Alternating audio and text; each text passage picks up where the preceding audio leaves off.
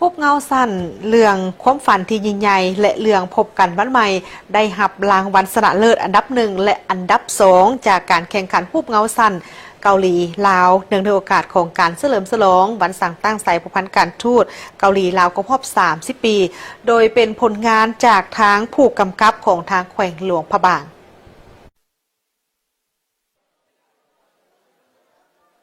เป็นที่น่าภาคภูมิใจที่ได้เห็นผลงานของผู้กำกับฮุบเงาเรื่องสั้นจากดินแดนเมืองมรดกโลกหลวงพระบาง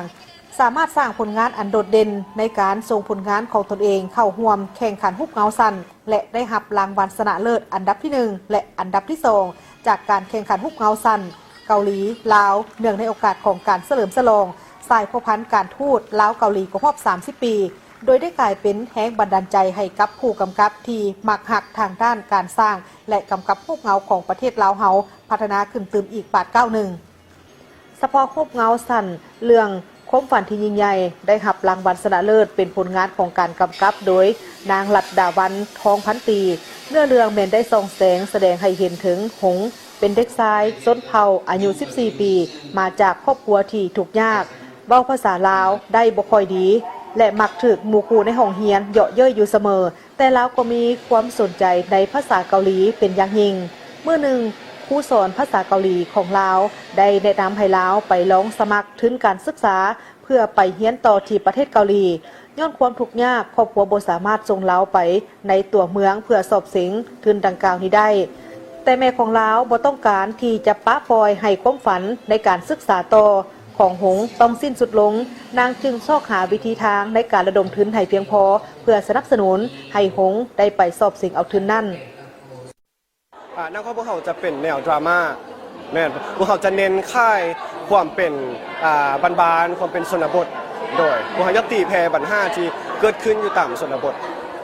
พวกเขารู้สึกว่าดีใจและเป็นเกียรติไล่ๆเนาะเพราะว่าอันนี้เป็นงานทับอิฐที่พวกเขาได้รับรางวัลไล่ที่สุดโดยแล้วก็มัน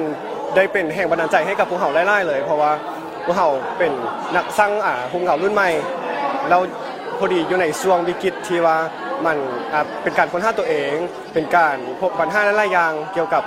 วงการหุ้นเงาเนาะและนี่ก็คือเป็นแห่งบันดาลใจและบางว่ามันจะเป็นแห่งผลักดันที่ให้พวกน้องท่าน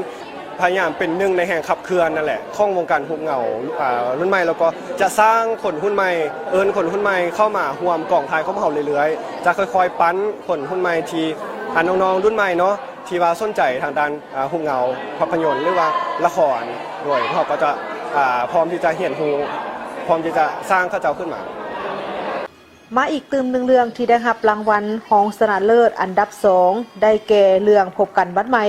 เป็นผลงานของการกำกับโดยธานทองสุขเนื้อหาของเรื่องแมนได้เล่าถึงลีซึ่งเป็นนักศึกษาสาวเกาหลีที่ได้เดินทางไปบ้านชนบทของประเทศลาวเพื่อเฮ็ดบทรายงาน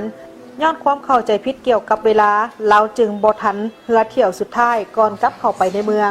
เราได้พบกับซุกชายหนุ่มในบ้านถึงว่าลีจะอ้อนวอนให้ซุกและทุกคนภายในบ้านแต่ก็บ่ได้รับคำตอบว่าจะไปส่งลาวเฮ็ดให้ลีต้องได้พักข้างคืนอยู่กับครอบครัวของซุกตอนแรกก็บ่คิดเพราะว่าเฮาแสดงนี้มันเป็นเฮาเต็มที่กับมันสินะเฮาตั้งใจเฮ็ดกับมันสินะแต่ก็บ่ได้คาดหวังว่าสิได้ปานนี้สินะงั้นแบบสิได้ที่ปานนี้สิได้ที่ดีกว่านี้ก็สิเก็บประสบการณ์ที่เฮาแสดงนี้ไปพัฒนาต่อไปเรื่อยๆสินะแบบคือตัวน้องเองก็มักแสดงอยู่แล้วสินะก็เลยแบบอยากสร้างต่อเฮ็ดให้บ้านเฮาเฮ็ดให้การแสดงนั่งบ้านเฮานี้แบบมีความเจริญขึ้นผลสำเร็จคือแนวนี้มันได้กลายเป็นแรงจูงใจและแรงบันดาลใจให้กับคนหุ้นใหม่หันมาเป็นผู้กำกับการแสดงในวงการสร้างเรื่องสั้นของประเทศลาวหลายขึ้นกว่าเก่าโดยเฉพาะก็แม่นผู้กำกับการสร้างเรื่องสั้นของแขวงหลวงพระบางตื่มอีก